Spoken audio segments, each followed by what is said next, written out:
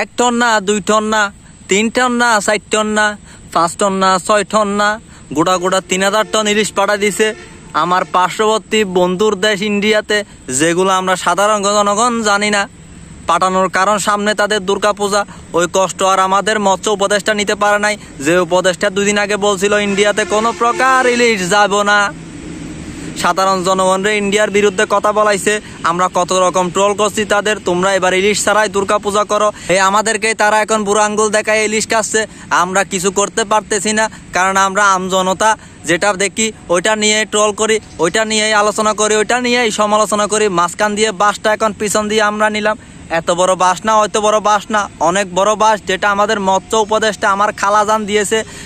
কথাটা এজন্যই বললাম যে 2 দিন আগে যখন ইন্ডিয়া থেকে ইলিশের জন্য আবদার করছিল, আমাদের বাংলাদেশের মৎস্য উপদেষ্টা আমার খালাজান বলছিল যে ইন্ডিয়াতে কোনো প্রকার ইলিশ যাইব না।